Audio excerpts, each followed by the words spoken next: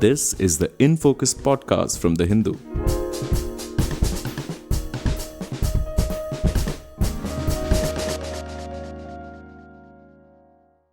Hello and welcome to another edition of the In Focus podcast. I'm your host G. Sampath. Argentina's president-elect Javier Milei, a self-described anarcho-capitalist, has threatened to disband his country's currency, the peso, and adopt the US dollar in its place. Now, Argentina has been grappling with runaway inflation for a long time now. Its inflation is currently above 300%. And Milei has argued that dollarization of the Argentine economy will bring inflation down and usher in a stable climate favorable for investment. And he's not the only one to make such arguments. So, how exactly does dollarization work? What are the risks it entails? And what has been the experience of other countries such as Ecuador and El Salvador, for instance, which have already gone through this whole dollarization process? We unpack the entire dollarization debate in this episode of In Focus, and we have with us eminent economist Professor C.P. Chandrasekhar with us. CP, welcome to In Focus and thank you for your time. Thank you and good to be here. So, CP, to start with a very fundamental question, what exactly is dollarization? At what point do people start sort of suggesting it as a solution for anything at all? Well, dollarization basically means that there is use of a currency other than the domestic currency for both in terms of a unit of account in exchange, that is, transactions are undertaken with a currency which is not a separate domestic currency, and of course that would also entail that to the extent that the money is a store of value, your wealth is also held in terms of a currency other than the domestic currency. Now, of course, you can have, in some sense, different levels of dollarization, because you can have countries which have their own currency, but you could have either laws or tendencies outside the law, which actually results in a situation where a significant amount of transactions and the holding of wealth in another currency can occur. And of course, normally this tends to be in terms of what has been for many decades now the principal reserve currency of the world, which is the US dollar.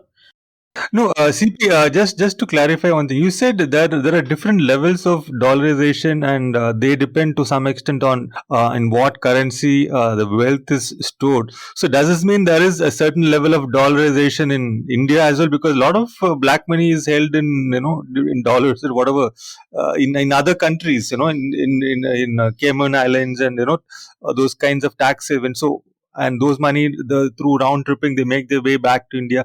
Would that count as some element of dollarization? It has to be an economy in which a significant amount of domestic transactions occur in the dollar. So, for example, if you take Cambodia after the war, there was so much of so-called aid flowing into Cambodia.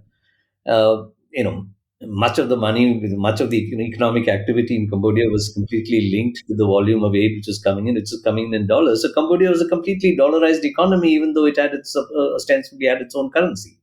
But that is because transactions on a regular or routine basis, a significant share happens in terms of the dollar, which in some sense occurs when there is, as I said, either the law doesn't prevent it beyond a point, or the law is not implemented, and there is a certain degree of absence of certainty about the value in terms of its ability to be able to convert itself into material goods and assets of your own currency is uncertain, and therefore people move to safety by holding and transacting in other currencies. Now, the thing is, but when we speak of dollarization in the sense that, Milei is speaking in Argentina, or, countries like Ecuador or El Salvador and Panama and so on, there we're talking about a situation in which what you're saying is that there is a substitution, a complete substitution, even though, to a certain extent, there's supposed to be segments of the economy where there are transactions happening in terms of some kind of a domestic currency. But there's more or less a complete substitution of the domestic currency with the foreign currency. In this case, since we're speaking of dollarization, with the dollar. So that's so when the current discussion, which has been generated by Javier Milei is coming to power, I mean, winning the election, is really that kind of a policy move. That do we completely substitute the dollar? Because you can have other levels. Even Argentina, for example, had a currency board, which essentially means that the amount of domestic currency that you issue is linked to the amount of dollars which the central bank holds. So you're in some sense saying that the dollar becomes much more of an anchor than it would be in a country which wants to retain monetary sovereignty. But when I say that you can have different levels, you can have countries in which, because of historical circumstances, the percentage of transactions which occurs using the dollar is so high that is a currency which is likely to move to a greater extent than the domestic currency, in that sense. Right.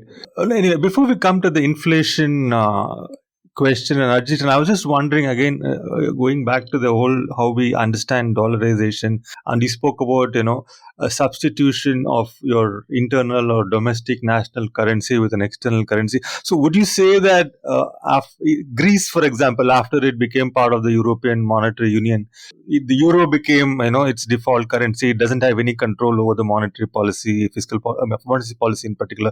So would that be an example? Would that be similar to dollarization? Would you say?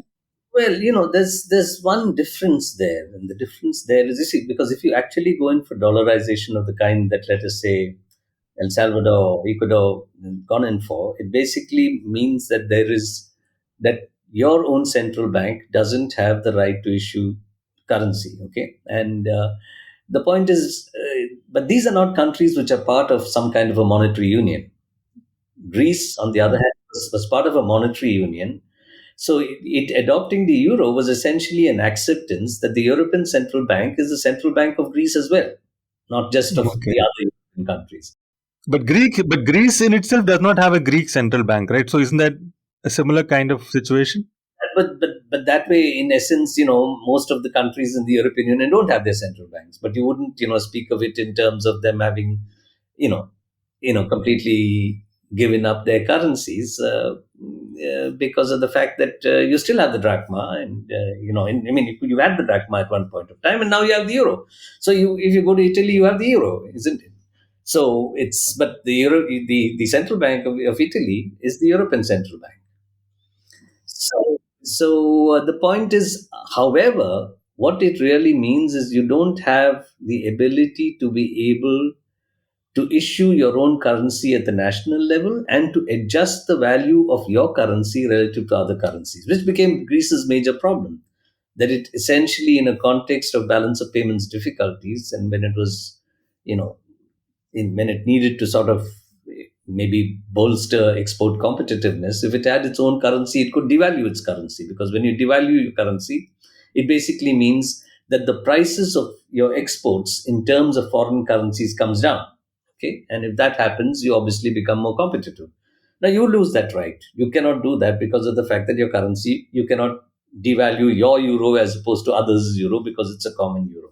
Whereas here, what you're essentially saying is that you're in some sense, what happens to the amount of currency which is circulating in your economy is being determined by a central bank with which you have no relationship. You can still say that it's a subordinate relationship which Greece has relative to maybe Germany within the European Central Bank structure or architecture.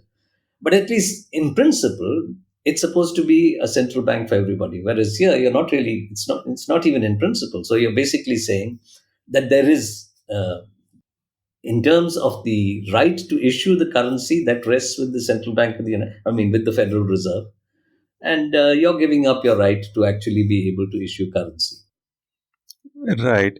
Right. So coming to this whole justification in terms of controlling inflation. I mean, in India we've got like 6, 5, 6, whatever percent inflation, and if it goes up by a couple of points, it becomes a big issue. But in Argentina, it's like 300. It was 359%, I think, last month, and it's like mind-boggling. So in this kind of a scenario, maybe an extreme step like junking your currency and shutting down your central bank as Milei wants, is that something viable or wise, do you think?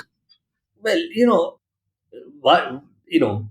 why don't we like inflation in general, and why don't we like hyperinflation, which is of course a very severe problem.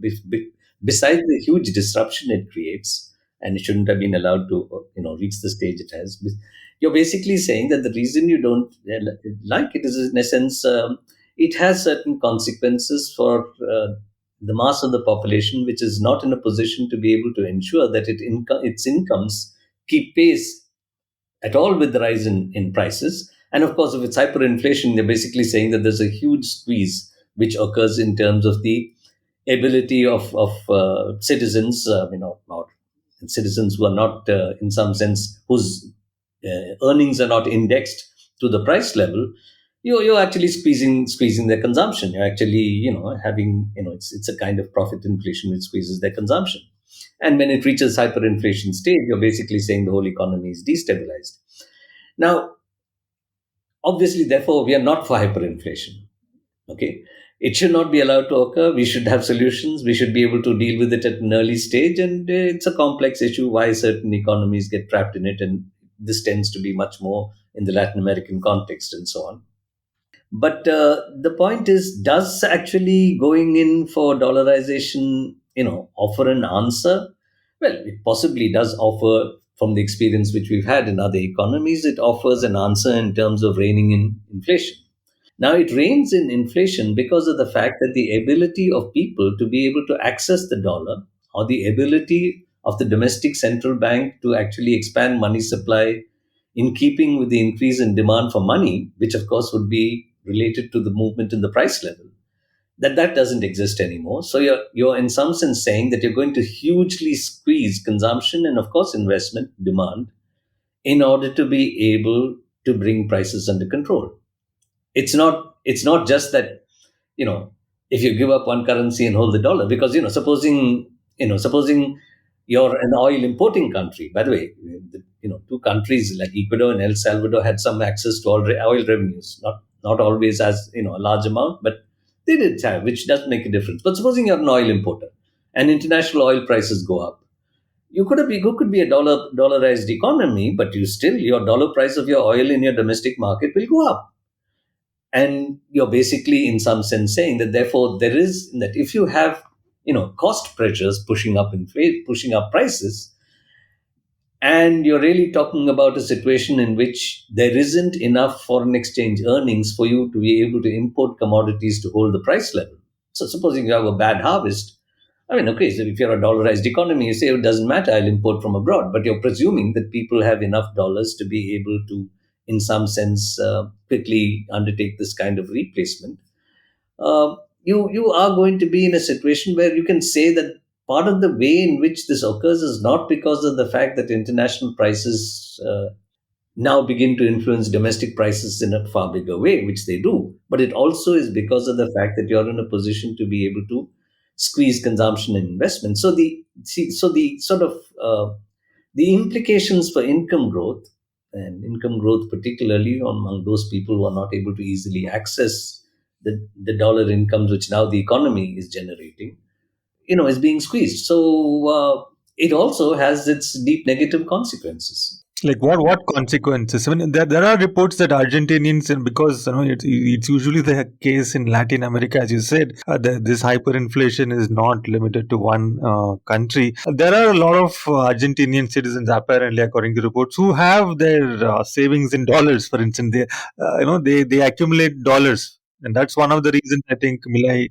Which citizens, isn't it? Yeah. In any case, this is the point I said about partial dollarization. If you have relaxation of what are called capital controls, the ability of residents to be able to convert the domestic currency into foreign currency and use it to hold assets abroad, which, for example, is now possible to a significant extent in India. And any Indian citizen is supposed to be in a position to be able to convert up to $250,000, rupees into $250,000 in a year and take it abroad. So if you're a family of four, you can take abroad $1 million every year. Now that basically means that you're giving people the ability to be able to hold dollars. And I'm sure a lot of people hold the dollar because of the fact that the rupee has been depreciating. But you're still not in a world in which you're saying a large part of your transactions is undertaken in terms of dollar. That is because of the fact that you're saying that, if I move to actually substituting my currency with the dollar, then one, the state doesn't have fiscal freedom. Two, there is no domestic monetary policy so that you can't keep issuing currency. The amount of currency or dollars which is issued, of course, is determined globally by the Federal Reserve, the United States Central Bank. And you're not in a position to be able to adjust the value of your currency relative to a foreign currency, which would mean that supposing I say that, listen, I want to get more dollars, so I'm going to devalue my currency. If you devalue your currency, obviously what's going to happen is there's going to be domestic inflation because prices tend to go up when you devalue your currency because imports become more expensive. So you're basically saying that you give up all of this, and partly international prices would influence your domestic price level, and partly you're going to squeeze consumption and investment in order to get there. So now the thing is, if you happen to be in a desperate situation, you allowed yourself to get you into a desperate situation, and you say, "I want to dollarize." That's a debate which must occur. But the point is, it's actually something which you're undertaking because you're in a crisis and you don't seem to have a domestic way out, not because of the fact that in itself is a good thing. Right. And Millet has also proposed the abolition of the central bank. So, dollarization and letting go of your central bank, I guess they necessarily go together. Yeah, you see, the point is, what does a central bank do? The central bank, one, is it determines money supply. Okay, it has the right to determine money supply ever since modern central banking came in. Now, obviously, you cannot determine money supply because you've basically taken some other country's currency as your currency. So you can't issue notes. So you don't have the right of note issue. Secondly, what does the central bank do? It actually tries to stabilize the currency. And the way in which it stabilizes the currency is basically to, if you don't have a pegged exchange, I mean, if you don't have a fixed exchange rate, then you try to actually adjust or peg the exchange rate by what are called open market transactions, which means that the central bank, goes into the market and either increases the supply of foreign currency or buys up foreign currency in order to be able to control or stabilize the domestic currency. You can't do that because there is no domestic currency. So that role of the central bank is gone. And finally, there is this whole notion that by adjusting the level of money supply, if at all you can do that, you would be in a position to be able to target inflation. And how are you going to do that if you're actually in a situation in which citizens have the right to access foreign exchange if they've earned it, bring it from abroad, if they held it from abroad, whatever it may be? You really don't have even more. Not that you would otherwise have significant influence of the level of money supply domestically, but you don't even have that much influence.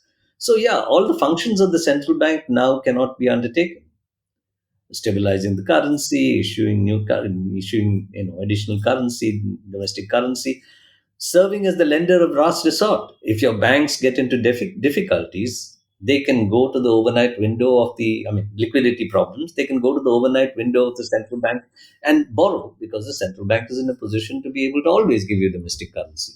But that won't be true anymore of the central bank because it doesn't issue any currency of its own. So, if an Argentinian bank were to sort of fail, then they would have no option but to let it fail. They wouldn't be able to bail it out, is what you're saying.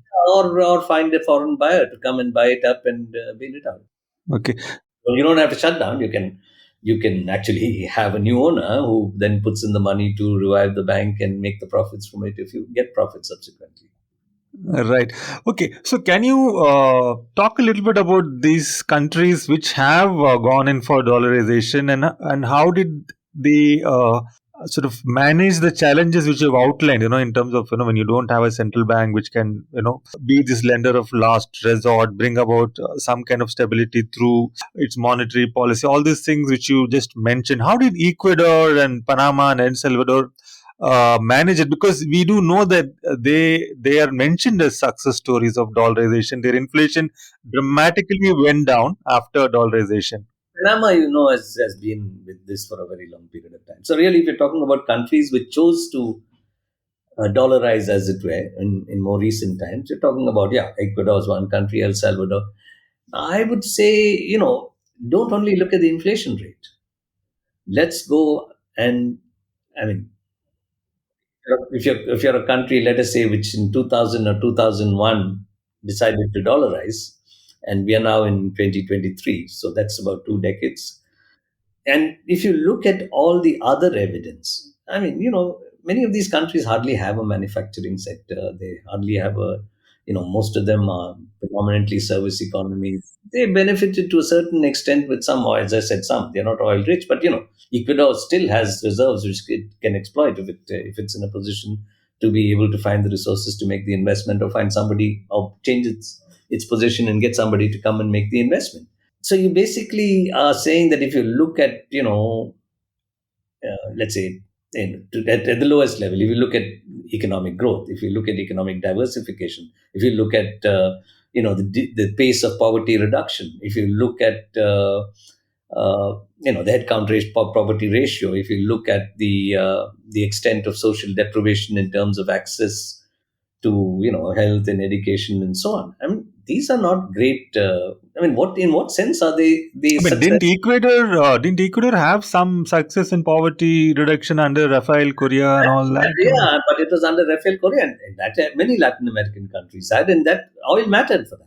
Okay. You used that was the period of the commodities price boom, and not just oil. I mean, many countries. I mean, even countries exporting copper and other things during the what was called the commodity super cycle, which lasted for a decade and a half or more, till about 2010. Or you basically had countries in a position which, if they were exporters of these commodities, which were at the sort of at that end of international trade, where they were benefiting in terms of significant terms of trade gains, a lot of countries, I mean, including Brazil and other countries, use the benefits of that to launch on welfare policies. But we know that once that went, I mean, that benefit of the commodity price boom, um, partly, I mean, I'm not an expert on all this, but partly people attribute to the end of that pink wave. There's of course a new,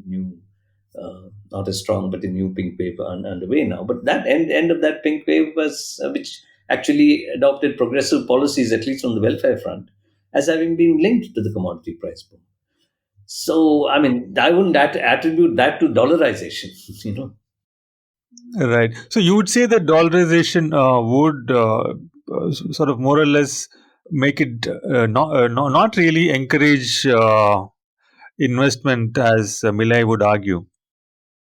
Well, the way I would look at it is that, listen, I mean, you can either say that you need a certain degree of economic policy sovereignty, which basically means you need sovereignty in monetary and fiscal policy if a country is to be in a position to be able to move out of what most of these countries have, which is a subordinate position in an unequal world order. If you want to move out of that, you need a state which has a certain degree of monetary and fiscal sovereignty. And if you're giving that up, you're actually going back to a colonial situation. Like if you take India under colonial times, when the world economy was in boom, India was in boom. When the world economy was in recession, India was in recession. And of course, India's boom did not give it as much as the boom which the United Kingdom would have got at that point of time. But basically, the process was the same. India was a primary commodity exporter, and if there was a global boom, the primary commodity prices went up. This actually put a little bit of incomes in the hands of primary commodity producers who generated demand. To the extent that there's taxes, particularly taxes on trade. When trade prices go up, taxes of government goes up. So it's in a position to be able to spend more, even though it doesn't have fiscal sovereignty in a sense of being proactive to borrow and undertake large expenditures. So you have some kind of a boom. But the point is, the moment world economy tends to slow, it affects you much more. So you're basically saying that to be a dollarized economy is, in some sense, not to be a national economy. Right. I mean, of course, it's very strange. This erosion of sovereignty, or at least a policy which would entail a erosion of national sovereignty over fiscal and monetary policy, is coming from a so-called right-wing populist figure who tend to be high on nationalism. Right. One allied question I have for you, CB, on this entire hyperinflation scenario, not which is not restricted to Argentina. Does this have anything to do with the post 2008 2009 financial crisis phase, where there was this tons of easy money coming into markets everywhere? Is that linked to this entire and an era of low interest rates? Is this hyperinflation related to that phenomenon? You know, let's put it this way. I mean, we've had. I mean, Brazil, for example, had hyperinflation. Earlier than the period we are speaking of, the period after 2008. So I wouldn't say that it's only after 2008 that this happened, but I do think that when you have a kind of policy in which that supposing you're a country, okay, let me put it this way, supposing you're a country which had only limited access to foreign exchange, you had a certain amount of export earnings, there's a certain amount of whatever you want to call it, credit or foreign aid or whatever it is you could access in the form of loans from the international, the bilateral and multilateral sources, and there's and the private market, and there's a certain amount of money which you get as foreign direct investment. Now, as far as all of that foreign exchange is concerned, which is, you know what you can earn from exports is in substantial measure determined by what is your position in the global market and what's happening to the world market. How much is given to you in the form of loans and credit, and for a long period of time, most developing countries would not get credit from the international private financial system. The only credit they got was from either multilateral banks like the World Bank and the ADB, or from bilateral sources, government to government credit. And therefore, and the amount of foreign investment which comes is determined by investor interest. So if you're in a situation like that, and supposing a government just starts spending, okay, and it starts spending in a context in which, let's say, there's a domestic supply constraint. Let's say there's a food supply constraint, and you're a monsoon dependent country. So first of all, the rate of growth of food production is not very high. Perhaps you haven't implemented land reforms to ensure that, and of course you will have regular cyclical patterns. You have some bad monsoons, some indifferent monsoons, some good monsoons. So supposing you have a supply constraint. Now, if you have a supply constraint and the government then keeps trying to pump prime the system at that point of time, then what would happen is you'd have very high domestic inflation. Okay. And you cannot curb this inflation beyond a point by importing from abroad, because the amount of foreign exchange you have access to is determined from outside, as I mentioned. It depends on how much you can actually extract out of the global market for your exports, how much you get in terms of credit from bilateral and multilateral sources, how much you can get in. So the only way you can bring the inflation down is by boosting your domestic productivity, and which you can't do because you don't have the money for investments. No, it depends upon how you're using your money in the first instance. If you're actually using your money, let's say if you're an agricultural constrained economy, one, of course, you need to have some institutional change, but along with that institutional change, you'll have to make investments in irrigation, drainage, flood control, extension services, and so on and so forth to increase your productivity.